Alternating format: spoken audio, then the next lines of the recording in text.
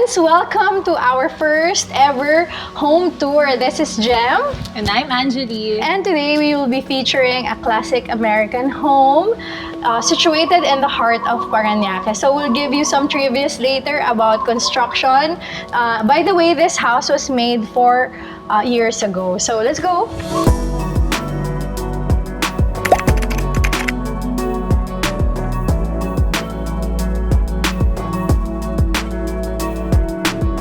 Alright, so now we are here in the den room. It's just a typical area. It can be converted into a study, an office, or a TV room. So ayan, we have the lounge here and then some storage cabinets. We also have the restroom in this area. So powder room pala siya. So now, I'm gonna show you yung powder room natin. Very beautiful. Yan. Sige. Alright, okay, pasok tayo. So we have this beautiful sink. It has a contrast of this pattern with the wood countertop. So ang ganda niya. And at the same time, naka-contrast din yung mga tiles, diba, sa color. So it's so beautiful. By the way, guys, I want to let you know that the architect designer for this project is architect Miguel Castello. Ayan. Okay, so we also have ito po ang tinatawag na bathroom niche. Ayan, yung niche is yung naka-atras na storage for the shampoo, for the soap. Usually kasi meron ka dito na mga glass. So ito wala na siya na ganun. Yan.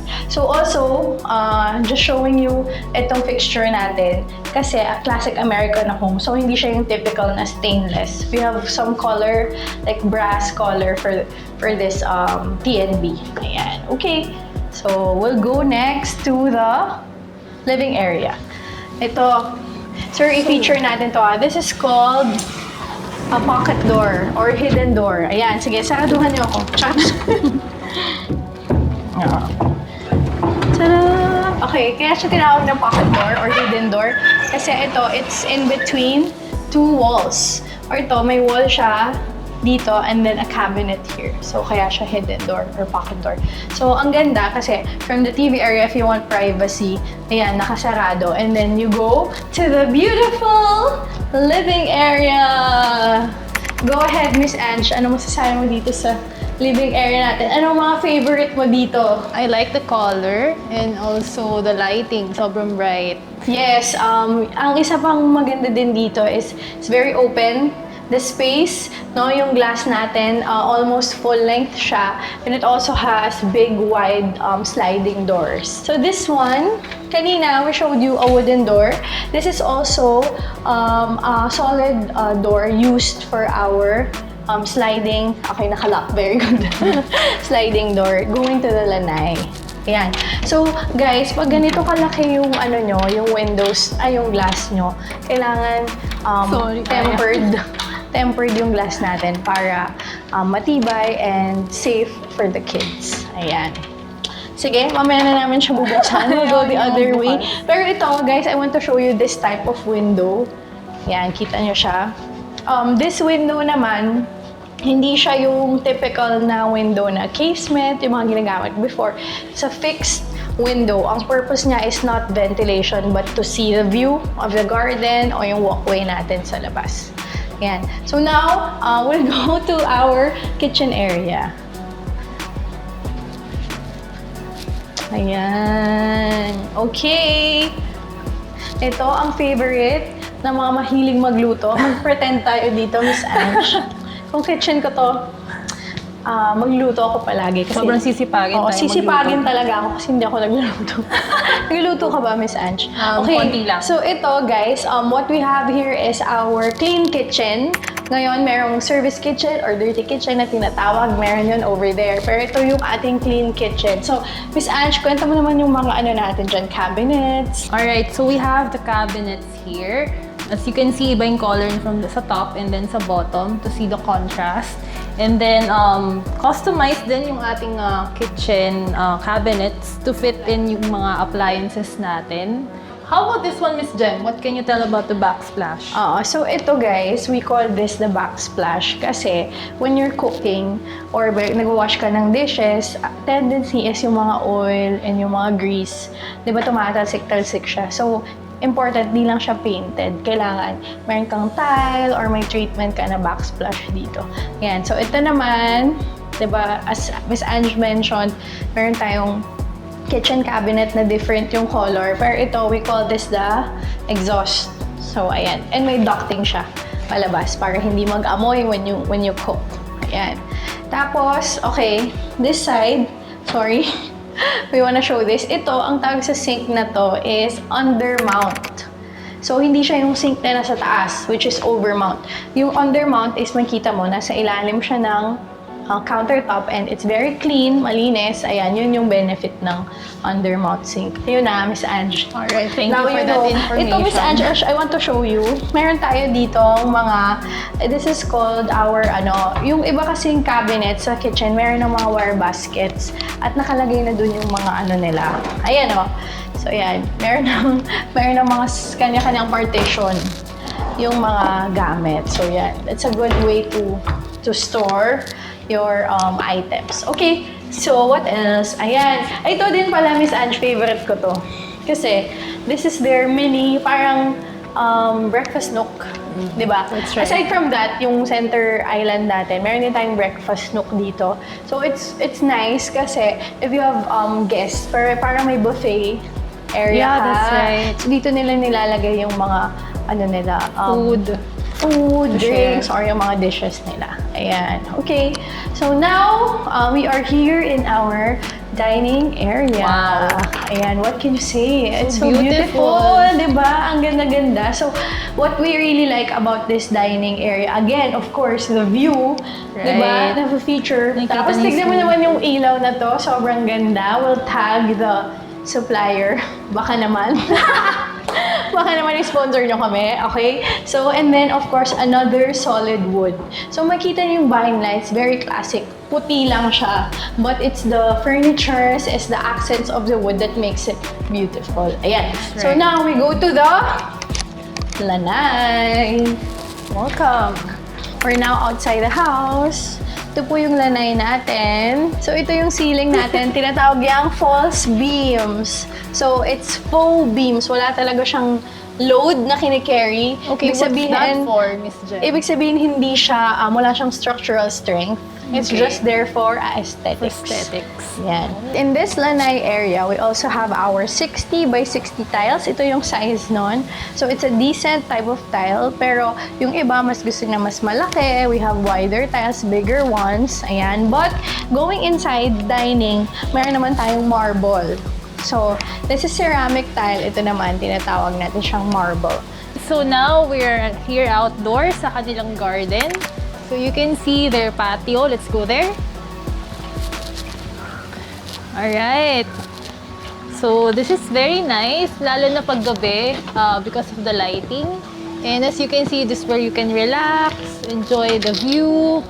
Oh, there. Yan na pala. Surprise! Surprise! Meron ng ilaw. Alright, so here sa patio and then here in our swimming pool. Ayan. Just be careful, baka malaglag tayo. Take a look at the fence. There are two sides of it. Para it looks like yung open feel. Hindi tayo mukhang claustrophobic sa area na to. So, yung upper side of it is made out of bamboo and then cement sa baba. And then, nagko-complement din siya with the trees, the bamboo trees here outside the garden. Alright, thank you, Miss Ange. Now, Neozens, we wanna show you some trivias lang about sa pool.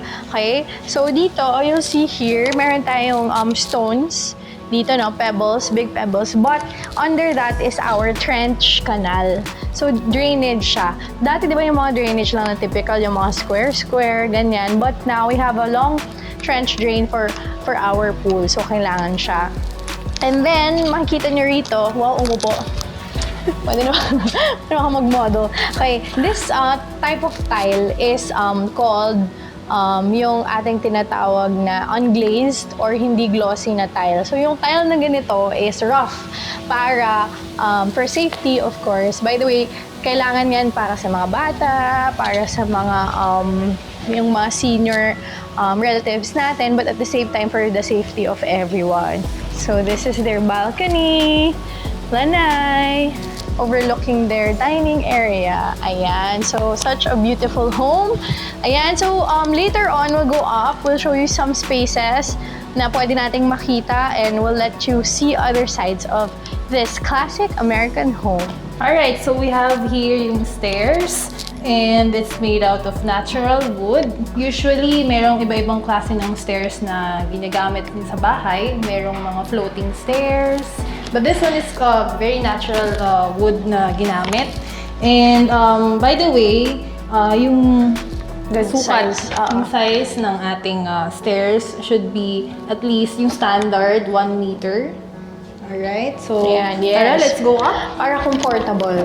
Kasi pag yung mas maliit, like 0.6 or 0.8, masyado nang masikip. Yan, oo. We're going to the second floor.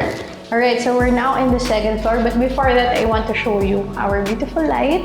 Ayan, classic light too. It has a good contrast with the color of the wall. Ayan, tapos here, we have going to the exterior part of the house. They have a balcony there, a front balcony. Pero ito, you can see, very glossy, very beautiful woodwork. Ayan po ang ating flooring for the second floor. Yeah. So here, we have a surprise for you guys. We have a secret door here, di ba? Akala mo, typical cabinet lang siya. Naisip ko nga before, parang linen, but it goes to our attic. Let's go, Neozens! Papakita namin sa inyo ang beautiful place na to.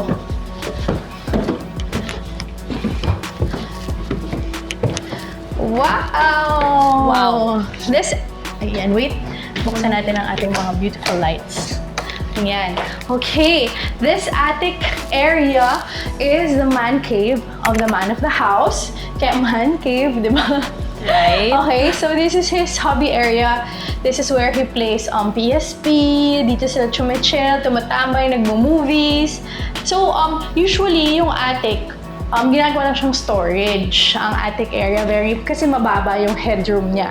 Ito, makikita nyo yung shape of the roof, makikita nyo siya. Pero the family, they decided to make it a really nice man cave, diba? So, super gandang tambayan. And they also have beautiful track lights. Ayan, it features the walls, yung mga decors nila, diba? So, ang ganda. And then we have also a TNB here. Ayan. So, another toilet and bath yan for the guests. Para di na sila bumaba. Ayan, okay. So, that's about it. We'll do another session naman for other areas of the house. But for now, we just showed you the common area. Miss Ange, you wanna add anything else? Gusto ko lang mag-chill dito. Ayan, gusto nilang humiga, napagod.